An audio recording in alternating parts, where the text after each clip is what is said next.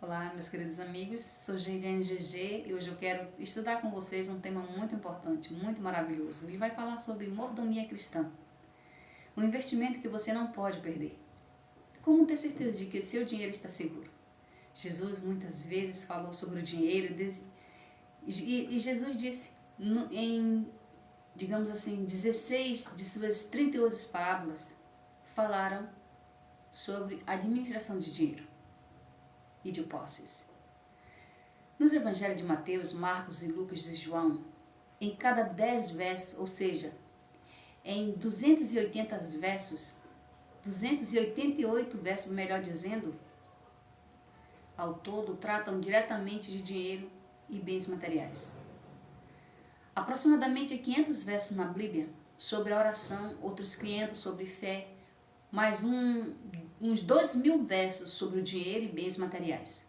O dinheiro deve ser um assunto importante para Deus.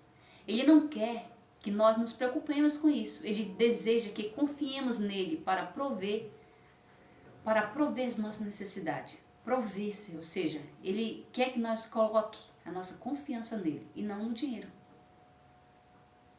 Muitas pessoas gastam muito tempo preocupando-se com questões de dinheiro, com pagar pelas coisas que precisam e querem comprar. Elas também se preocupam com o futuro, que a gente vê direto isso acontecendo. Será que terão dinheiro suficiente para viver quando se aposentarem? E o que vai acontecer quando ficar velho, quando tivermos idosos, quando estiver doente demais, que não aguenta trabalhar? Então, as pessoas estão sempre em busca de algo estável e permanente. Mas onde? Onde pode encontrar a segurança para o presente e o futuro? Deus nunca desejou que você e eu, nós, nos preocupássemos com o presente e o futuro. Se confiarmos nele, não teremos que nos preocupar com o que vai acontecer conosco. Portanto, ele nos diz, em Mateus 6, 31 e 32, ele diz assim: portanto, não vos inquieteis, dizendo que comeremos, o que beberemos, ou com que nos vestiremos. Porque os gentis, ele diz, que procuram estas coisas. Pois vosso Pai que está nos céus, ele diz, vosso Pai celeste, sabe que necessita de todas elas. Vamos dar uma olhada, então, no plano de segurança eterno de Deus para nós. Tudo começou lá no Jardim do Éden. O planeta Terra tinha acabado de sair das mãos do Criador, em todo o seu esplendor e perfeição, com glória além de qualquer descrição. Os olhos se deliciavam com a obra do grande artista. As magníficas alvoradas, ou seja, só eram igualadas pela beleza do pôr do sol. Lagos calmos se aconchegavam entre as colinas. Lindas flores de todas as cores deliciavam-se. Os sentidos, as árvores estavam carregadas com frutos deliciosos de vários tipos. Canto de pássaros enchia o ar com lindas melodias. Os animais brincavam sem medo por luxuriantes, ou seja, luxuriantes campos. Observa aqui, gente, que os rios e os lagos tornavam-se mais belos ainda com a presença dos peixes coloridos, que parecia perfeito que Deus criara. Que parecia não, é perfeito, era perfeito. Que paraíso perfeito que Deus criara. Mas isso não era tudo, gente. Tinha mais ainda. O Senhor plantou, ou seja, o Senhor plantou um lindo jardim. E mais ainda, ele pôs nele o homem que ele havia formado com as próprias mãos. Como está lá em Gênesis capítulo 1, versículo 19. E disse Deus: ainda eis que vos tenho dado todas as ervas que dão semente e se acham na superfície de toda a terra, de todas as árvores que há frutos, que dê semente, isso vos será para mantimento. Olha que maravilha que é a criação de Deus. Adão e Eva não tinham que pagar aluguel, não tinham que se preocupar com impostos, nem cadeados ou chave, nem com ladrões, nem com hospitais ou farmácias. Eles desfrutavam de saúde perfeita e eterna, juventude e compromisso permanente de um para com o outro, o amor ilimitado de Deus. Deus queria que eles compartilhassem essas bênçãos, então ele disse: sedes fecundos e multiplicai-vos e enchei a terra e sujeitai. E isso está registrado lá em Gênesis capítulo 1, versículo 28. Somos administradores, meus amados amigos, da propriedade de Deus. Era desígnio de Deus que uma grande e feliz família habitasse o planeta Terra. Deus também sabia que o homem deveria trabalhar e envolver-se em atividades que fossem gratificantes. Então disse Adão e Eva: dominai sobre os peixes do mar, sobre as árvores dos céus, sobre todo o animal que se rastejam pela terra. Isso está registrado lá em Gênesis 1, 28. E Gênesis 2,15: tomou, pois, o Senhor Deus ao homem e colocou no jardim do Éden para cultivar e guardar. Se por um lado tudo o que existe pertence a Deus e por outro ele confiou ao homem a administração da terra, Deus é o proprietário, nós somos administradores que cuidam de sua propriedade. A Bíblia diz lá no Salmo 24, versículo 1, que ao Senhor pertence a terra e tudo que nela se contém, o mundo e os que nele habitam. No Salmo 50, versículo 10 e 11, Deus diz: pois são meus todos os animais dos bosques, os animais, as alimarias dos milhares sobre as montanhas. Ou seja, tudo. Alimarias, ou seja, todos os animais, todos os milhares, tudo pertence a Deus. A Ele pertence tudo. Nós somos apenas administradores dele. Nós não somos dono de nada, meus queridos amigos. Como nosso Criador, Deus tem direito e dele é dono de todas as posses, dono de todas as vidas, pertence a ele. Em Deuteronômio, capítulo 8, versículo 18, diz que antes te lembrarás do Senhor, Deus, porque a ele o que tudo, ele que tudo dá, ou seja, tudo pertence a ele.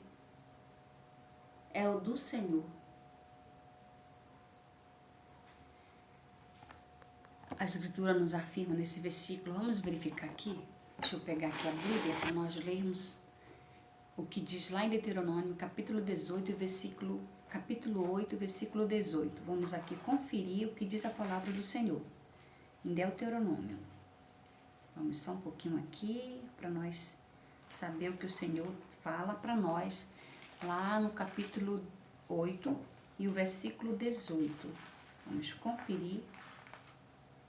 Vamos conferir aqui, 8 e 18.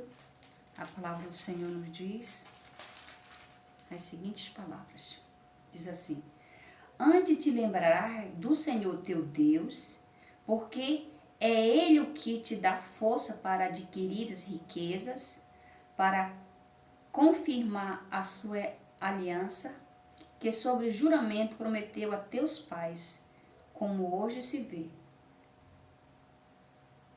Louvado seja o nome do Senhor.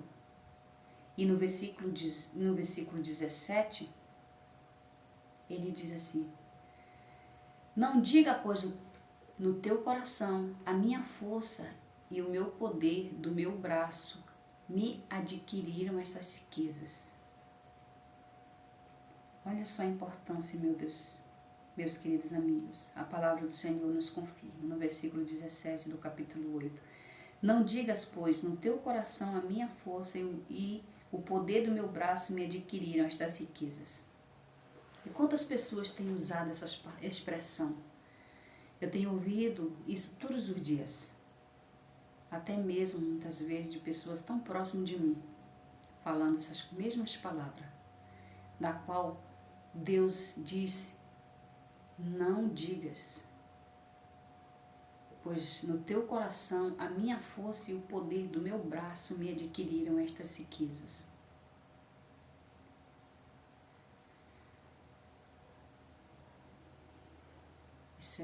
Isso é pura verdade. No novo dicionário Aurélio da língua portuguesa, define mordomia como um administrador dos bens de uma casa. Então, quando alguém assume um emprego de mordomo, deseja saber o que o dono da casa espera dele, não é verdade? Este é o entendimento que Deus teve com Adão, pois a Bíblia afirma em Gênesis capítulo 2, versículo 16 e 17, que o Senhor diz assim: e o Senhor Deus lhe deu esta ordem: de toda árvore do jardim comerás livremente. E no versículo 17 diz: mas da árvore do conhecimento do bem e do mal não comerás, porque no dia em que dela comeres, certamente morrerás. Deus testou, meus queridos amigos, o amor e a lealdade do homem. Adão e Eva podiam comer de todas as outras árvores, todos os frutos das outras árvores do jardim, mas não poderia comer do fruto da árvore, de uma única árvore, que era do bem e do mal. Observando a Deus aqui, que ele colocou ali diante do homem, mas ele disse: olha, tu pode comer de todas as árvores, mas essa aqui você não pode comer, porque no dia... E Deus não ocultou, e Deus disse: porque no dia que delas comeres, certamente morrerás. Mas ouvimos, meus queridos, que houve aí uma desobediência. Obedecendo a Deus, estariam demonstrando reconhecer a Deus como dono de tudo. Se eles tivessem ali ouvido e obedecido, então eles estariam reconhecendo Deus como dono de tudo. Se fossem mordomos fiéis e escolhessem manter-se submisso a Deus, viveriam para sempre num mundo que era um verdadeiro paraíso. Adão e Eva falharam no único teste que Deus lhe deu. Deus disse: não comam desta árvore, e eles comeram. Eles foram administrador infiéis. Satanás tentou Eva, quando uma das vezes Eva se afastou um pouco de seu esposo Adão, e olhando ali entre as árvores, ela notou que aquele fruto era bonito.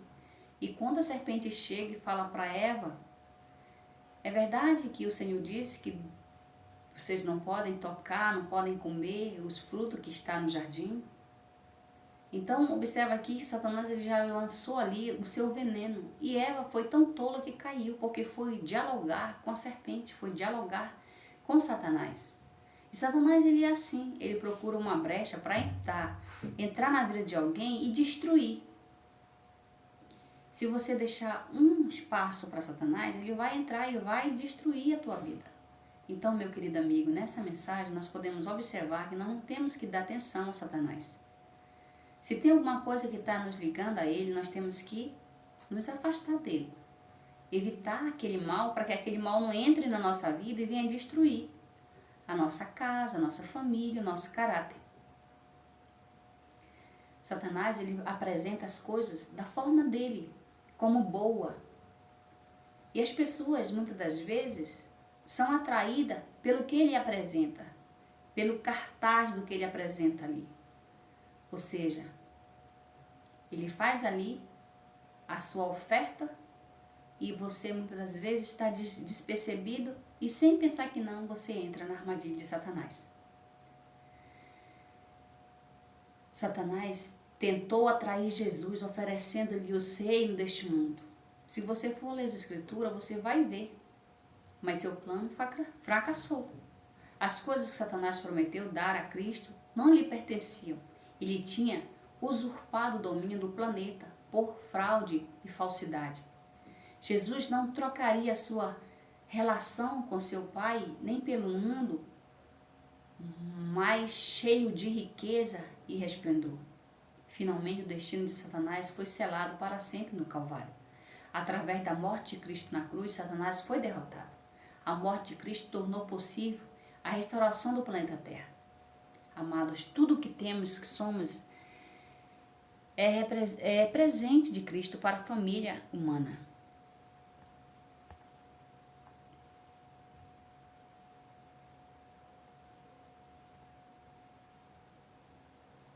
Quando Adão e Eva desobedeceram à ordem de Deus, quando Satanás ali conseguiu iludir Eva, enganou, apresentando ali aquela fruta para atrair a atenção de Eva e ao mesmo tempo torná-la desobediente a Deus.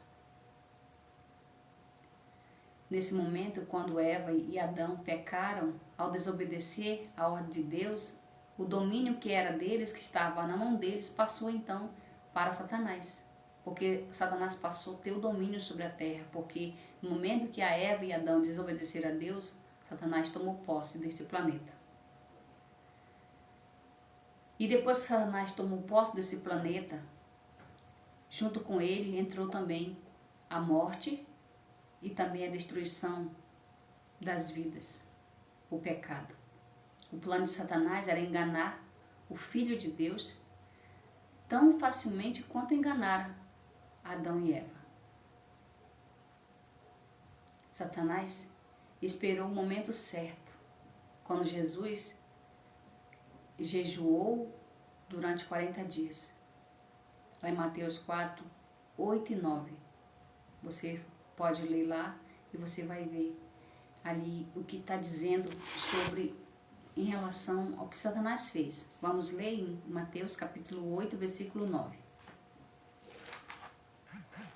Vamos aqui confirmar aqui nas escrituras para nós termos aqui respaldo do que nós estamos lendo, do que nós estamos estudando. Mateus capítulo 4 e o versículo 8 e o versículo 9. Diz assim. Vamos ler?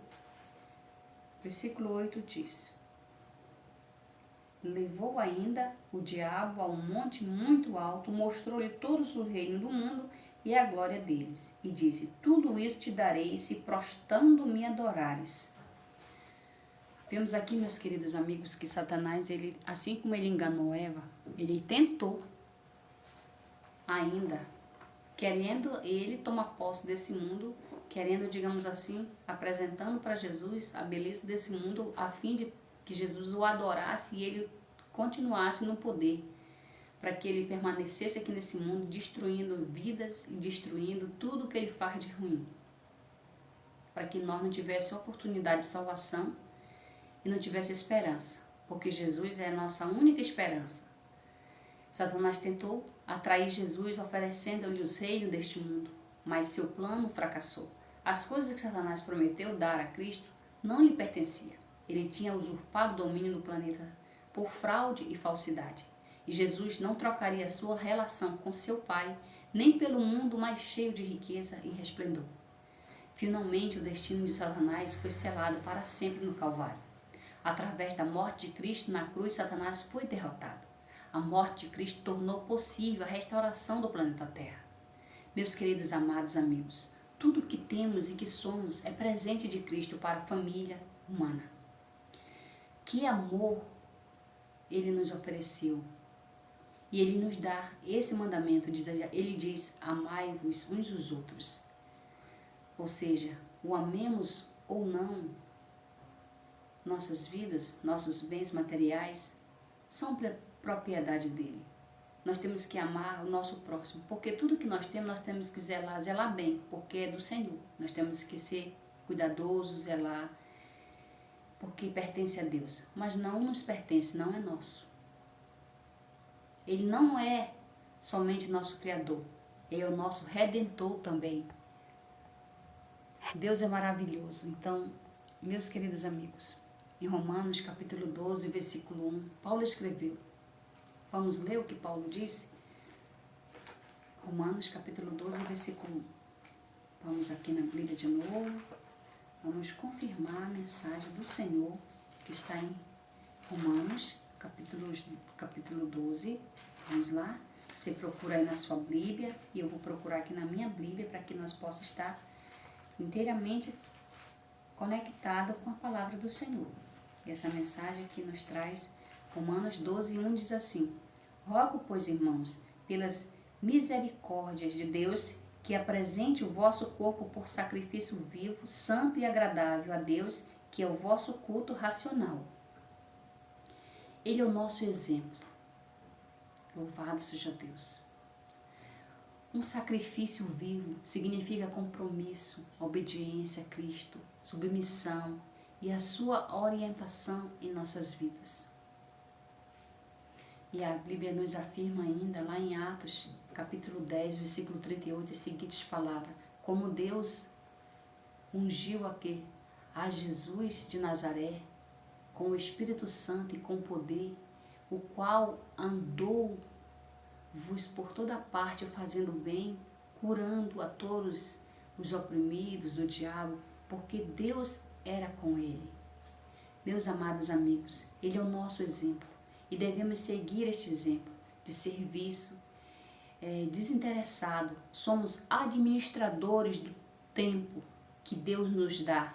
Não apenas temos uma administração, ou seja, não apenas somos administradores, ou seja, temos que administrar o nosso dinheiro, mas também o tempo.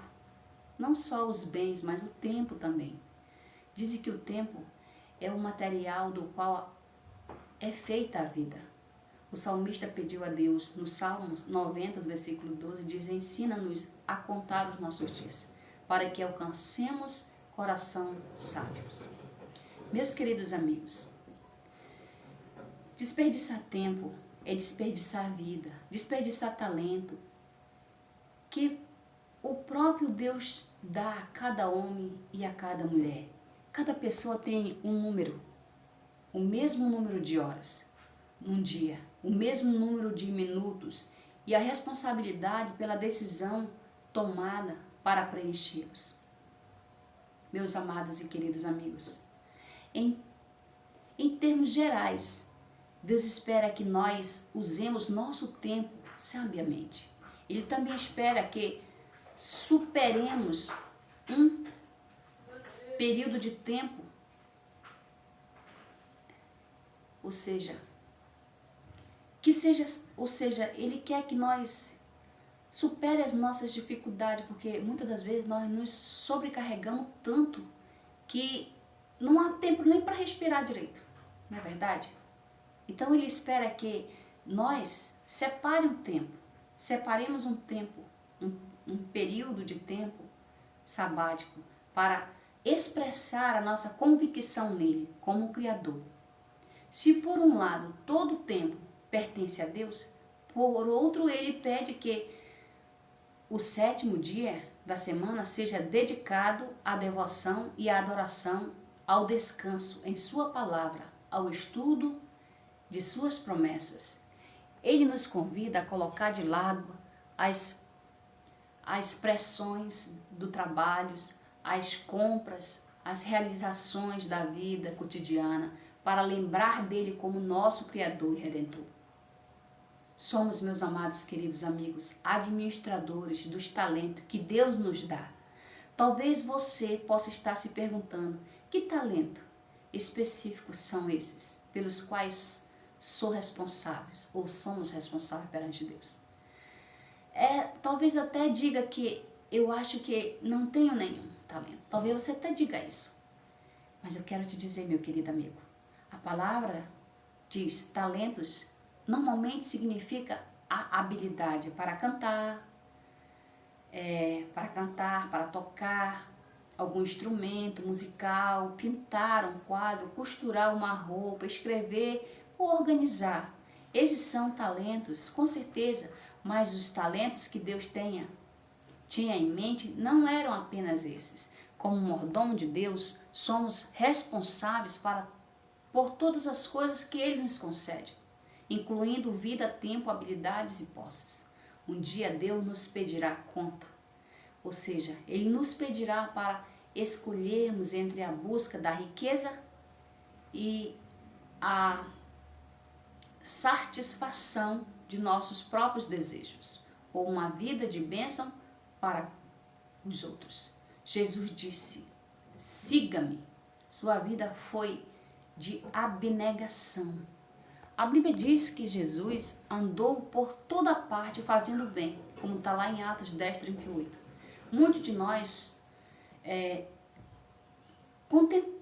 contentamos apenas em andar por toda parte. Nossos talentos não podem e nem devem ser usados para alcançar elogios humanos. Eles nos são emprestados para abençoar outros. Em 1 Coríntios, capítulo 4, versículo 7, Paulo escreveu: pois quem é que te faz sobressair, e que tens tu que não tenhas recebido? Esse recebimento pode se, digamos assim, você pode se vangloriar nesse recebimento? Claro que não. Se não tivesse recebido, você não teria. E todo o recebimento vem do Senhor, pois Ele que nos dá, distribui para nós os talentos, os dons, a saúde, a vida, o falar. Estou falando aqui, não é porque, digamos assim, eu falo, é porque Deus me deu a oportunidade de falar. Lá em Mateus, capítulo 6, versículo 33, diz: buscai, pois, em primeiro lugar o seu reino, a sua justiça, e todas essas coisas vos serão acrescentadas. Buscar a Deus. Muitas vezes nós ficamos sobrecarregamos tanto o nosso tempo, que não sobra tempo nem para dizermos: Senhor, muito obrigado.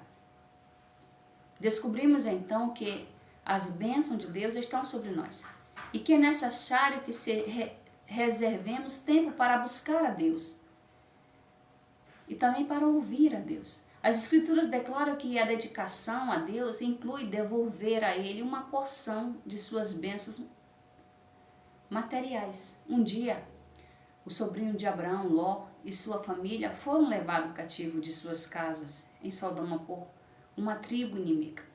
Quando a notícia chegou a Abraão, ele decidiu resgatar Ló e os seus parentes, ali, os seus amigos que estavam com ele. E ele orou a Deus, pedindo que fosse com ele e o abençoasse. E Deus foi com ele. Ló e sua família foram resgatados e o tesouro foi recuperado. Quando Abraão chegou em Sodoma, o rei veio conhecê-lo e ordenou que ficasse com os tesouros que tinha recuperado, entregando apenas os cativos. Mas Abraão recusou pegar qualquer coisa para si mesmo. Melquisedeque, um sacerdote de Deus, servia uma refeição e o abençoou. E disse: bendito seja Deus o Altíssimo, que entregou os seus adversários nas tuas mãos. E de tudo que ele deu, Abraão dízimo. Ou seja, de tudo Abraão deu para ele, deu Abraão dízimo. Está registrado lá em Gênesis capítulo 14, versículo 20. Abraão queria expressar sua gratidão pela ajuda de Deus no resgate de Ló, reconhecendo a orientação e bênção de Deus. Certo? 150 anos depois, Jacó, o neto de Abraão, expressou a sua gratidão a Deus na mesma forma. Enquanto fugia de seu irmão, Jacó sentiu-se totalmente sozinho, com medo. Ele ansiou pela proteção de Deus. Ou seja, ansiou, ele ficou ansioso, não, eu preciso de Deus, eu quero Deus. Então, mas se sentia tão culpado por ter fraudado seu irmão Esaú, que temeu que Deus o houvesse abandonado. Com enorme remorso, Jacó confessou o seu erro a Deus. E em seguida deitou-se no chão e dormiu. Vamos ler? Está lá em Gênesis capítulo 8, versículo 12 e 22.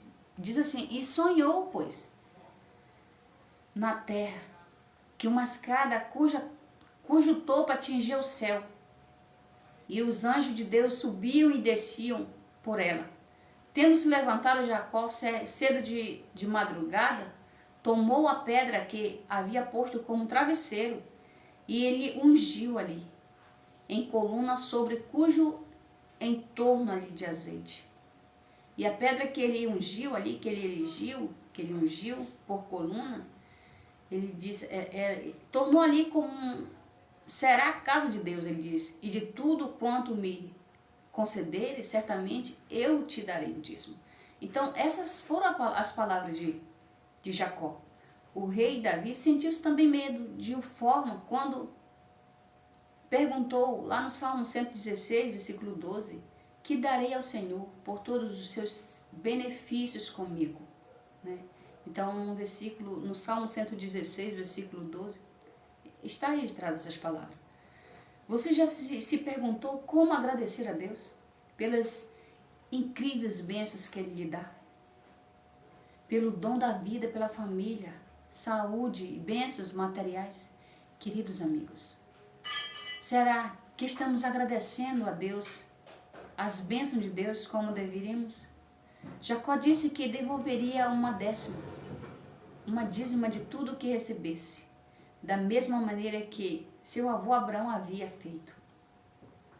As primeiras instruções escritas sobre o dízimo ou a devolução de um décimo para o Senhor encontra-se no livro de Levítico 27 e 30. Também todos os dízimos da terra, tanto dos cereais do campo, como dos frutos das árvores, são do Senhor.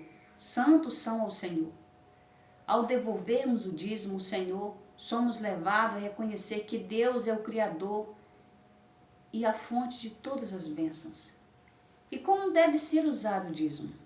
O livro de Números nos dá uma explicação clara. No versículo 18, no capítulo 18, do versículo 21, diz assim: aos filhos de Levi dei todos os dízimos em Israel por herança pelo serviço que prestam, serviço da tenda da congregação. Em toda a Bíblia há referência ao dízimo como uma forma de sustentar o trabalho de Deus. Lá em 1 Coríntios, capítulo 9, versículo 13 e 14, diz Paulo explica no Novo Testamento: não sabes vós que os que prestam serviços sagrados do próprio templo se alimentam? E que serve o altar, do altar tira o seu sustento? Então, meus queridos amigos, aqui está a explicação para o dízimo que é devolvido. Essa ordem, o Senhor,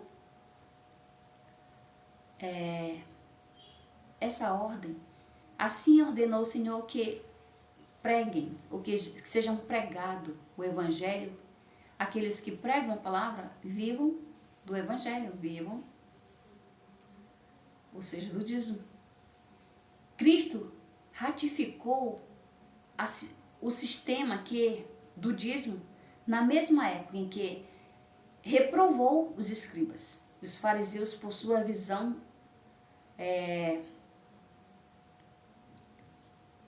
falsa da religião, que ele via nos fariseus ali, ou seja, nos escribas. Ele dizendo: ai de vós, escribas e fariseus, hipócritas. Observamos aqui que Jesus ele reprovou totalmente, dizendo: ai de vós, escribas e fariseus, hipócritas, porque dais o dízimo de hortelã, do endro e do coentro, ou seja, do cominho, e tendes negligenciado os preceitos mais importantes da lei, a justiça, a misericórdia e a fé. Deves, porém, fazer estas coisas sem omitir aquelas. Isso está lá em Mateus 23, capítulo 23, versículo 23. Talvez você esteja pensando: como é possível dar 1/10 de sua renda ao Senhor? Muitas pessoas já se perguntaram a mesma coisa, mas decidiram confiar na sabedoria de Deus e devolver-lhe o dízimo. Semanas depois, essas pessoas testemunharam com entusiasmo um milagre em suas vidas. De alguma maneira, Os 9 décimos de sua renda tiveram mais resultado que os 10 décimos anteriores jamais haviam tido. Ah, meus queridos amigos, que maravilhoso é aprender os preceitos do Senhor e os seus ensinamentos. Este é o segredo da segurança financeira. Algumas pessoas perguntam, o dízimo não é algo apenas para os judeus? Muitas pessoas pensam que o dízimo é só o judeu que pode dar o dízimo, ou só os cristãos podem dar o dízimo. A isto respondemos com outra pergunta. As bênçãos do céu são apenas para os judeus? São apenas para os cristãos? Conta-se a experiência de Jim, que preencheu um cheque para devolver seu dízimo. Aquilo lhe pareceu difícil no momento, mas depois ele foi abençoado quando seu negócio cresceu e trouxe-lhe segurança financeira. Hoje em dia, ele dá a Deus o crédito por seu sucesso financeiro e se realiza em contribuir para o avanço do trabalho de Deus. Outro exemplo de um irmão chamado Ed, ele mesmo sendo de outra religião, disse: eu vou a partir de hoje não mais trabalhar no sábado. E passou a fechar o seu comércio aos sábados, o dia mais movimentado da semana. E então, o resultado foi que ele faturou em dobro nos outros 6 dias da semana. Deus cumpre suas promessas. Muitos irmãos cristãos já descobriram em primeira mão as bênçãos prometidas, como está lá em Malaquias 3,10. Trazei todos os dízimos à casa do tesouro, para que haja mantimento na minha casa. E provai-me nisto, diz o Senhor dos Exércitos, se eu não vos abrir as janelas dos céus e não derramar sobre vós bênçãos sem medida. Olha só que maravilha, o Senhor diz que 1/10 de tudo deve ser separado para Ele. Ele nos dá o privilégio de desenvolver parte dos nossos bens para testar nossa mordomia e ver se o honramos ou se estamos honrando. De acordo com a Bíblia, se nós recusarmos a fazer isso, estaremos roubando a Deus. Malaquias 3,8 diz assim: roubará o homem a Deus? Todavia vós me roubais e dizeis: em que te roubamos? Nos dízimos e nas ofertas.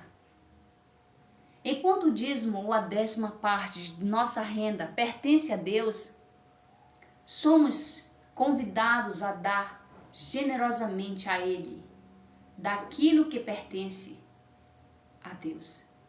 No caso da oferta, o valor depende de sua vontade de cada um, de sua consciência.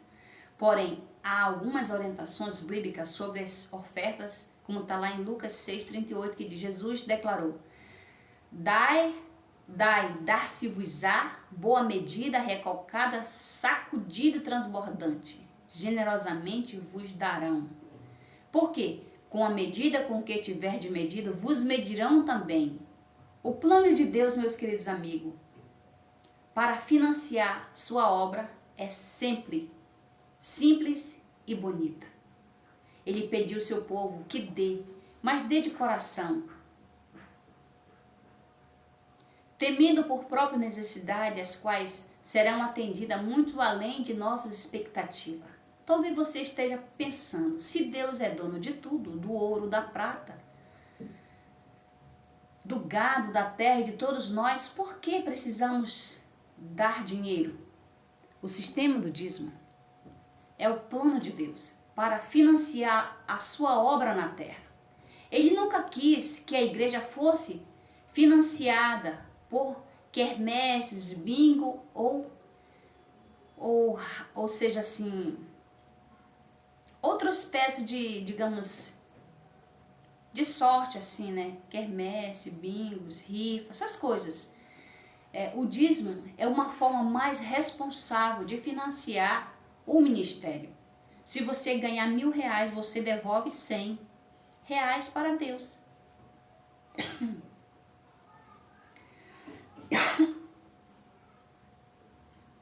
De tudo que damos a Deus,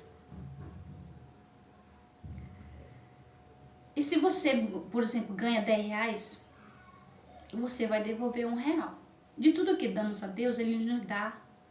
Mas sempre recebemos mais do que nós damos. Ao devolvermos o dízimo para Deus, expressamos nossa apreciação pelo que Ele tem feito por nós. E nós nos tornamos pessoas melhores se devolvermos a Deus. Pessoas mais abençoadas.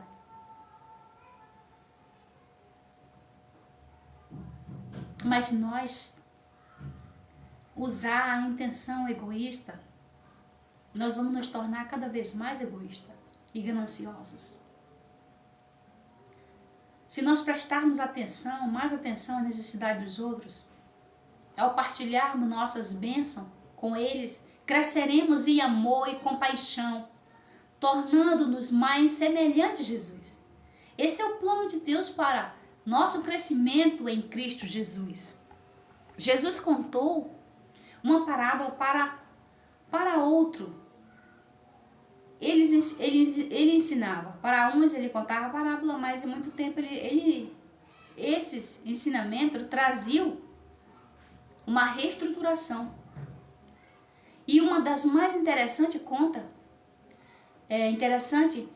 que um fazendeiro trabalhou muito, teve boas safras, colheita, foi tão boa que não cabia mais nada nos celeiros, que já estavam lotados antes da colheita terminar. E o que ele poderia fazer? Era um dilema. Ele pensou muito nisso. Ele pensou, ele pensava assim, deveria dar o excesso de sua colheita aos pobres. Mas por que ele não fez isso? Por quê? Se era dele, ele não havia plantado aquilo tudo com cuidado, usando sua sabedoria, conhecimentos, enfim. E se ele tivesse feito isso, ele teria se tornado mais próspero do que ele já era. Então ele ficou pensando e se convenceu do que deveria fazer. E está lá em Lucas capítulo 12, versículo 18 e 21, diz assim: farei isto, destruirei os meus celeiros, ele pensou. Reconstruí-los maiores, e aí recolherei todo o meu produto e todos os meus bens. Observamos aqui, meus queridos, que ele tinha superlotado o celeiro dele, mas em nenhum momento ele pensou em distribuir ou doar para com os mais pobres ou devolver o dízimo a Deus. Ele pensou somente nele. E quantas pessoas pensam assim nos dias de hoje? Com tantos e tantos e tantos bens, preferem construir mais e mais e mais um patrimônio imenso, maior, e nunca lembra de agradecer a Deus. Então direi à minha alma, ele continua no verso 19, tendes em depósito muitos bens para muitos anos, descansa, come, bebe e regala-te, ou seja, desfruta-te. Mas Deus lhe disse, louco, esta noite te pedirão a tua alma, e o que tens preparado, para quem será? Assim é o que entesoura para si mesmo. As pessoas entesouram tanto para si mesmo. E não é rico para com Deus. É triste a gente ver essa história, essa parábola, mas é a realidade. Essa parábola se renova cada dia. Nos nossos dias nós estamos vendo isso sempre acontecendo. Este rico fazendeiro não conhecia as fontes de suas bênçãos. Não reconheceu o seu Criador, nem as suas obrigações como mordomo. Esqueceu totalmente dos pobres, órfãos, viúvas ou sem teto. Ele só pensou em si mesmo. Este homem tinha um problema de coração. Jesus disse, porque onde está o teu tesouro, aí também estará o teu coração. Mateus 6, 21. Meus queridos amados amigos, Jesus deixou bem claro ao falar de nossa atitude em relação aos bens materiais. Se não nos entregarmos a Jesus, eles poderão, digamos assim, se não nos entregarmos a Jesus, a riqueza pode nos afastar de Deus, até causar perda de vida eterna. Ele disse em Mateus 16, 26, ele diz, pois que aproveito para o homem se ganhar o mundo inteiro e perder a sua alma? O que dará o homem em troca de sua alma? Queridos amigos, não permita que a sua vida torne tão complexa com uma agenda tão lotada, sem tempo para lembrar de onde vem todas as bênçãos que você recebe. Nunca se esqueça de avaliar o preço que foi pago por você, meu querido amigo, por mim, por nós, na cruz do Calvário, para redimir os nossos pecados. Nunca deixe de honrar a Deus com seus bens. Lembre de Deus o tempo todo. Lembre e agradeça a Deus pelos seus talentos, pela voz maravilhosa que você tem, pela voz perfeita que você tem, pelo corpo perfeito que você tem, pela saúde perfeita que você tem, pela sua cama confortável, seu quarto confortável, sua casa confortável, pela sua geladeira cheia de alimento, pela sua conta gorda. Lembre-se que existe um provedor que provê todas as coisas e que te ama e te proporcionou a oportunidade de ter tudo isso que você tem. Lembre-se que as coisas que você ama não são suas, mas são emprestadas. Jesus prometeu algo muito maior para nós, que não está nesta terra. E Jesus te permite ter tudo isso e usá-lo de todo o bem aqui desta terra que te proporcionou. Porque Ele te ama e Ele quer ver você feliz. Ele quer te ver feliz. Meus queridos amados e amigos maravilhosos, lembre-se sempre, tudo que temos é dom de Deus. A nossa vida, os dons que temos, pertence a Deus. A nossa saúde vem de Deus. Cada respiração que damos é um presente de Deus. A comida que comemos, a roupa que vestimos, a casa em que moramos, tudo isso são dons de Deus, são bênção de Deus. O Senhor permitiu que você tivesse tudo isso, que você tivesse fôlego, que você tivesse vida, que você tivesse todo o conforto que você tem, que você tivesse esse salário que você recebe, essa saúde de ferro que você tem, essa beleza que você tem, tudo vem do Senhor. Lembre-se, quando devolvemos o dízimo a Deus, estamos dizendo, obrigado, Senhor, por tudo que nos deste. Louvado seja o nome do Senhor. Eu te agradeço, meu amigo, porque você ficou até o final desse vídeo estudando mais um tema da palavra do Senhor sobre mordomia cristã. Que o Senhor te abençoe grandemente, em nome de Jesus. Amém.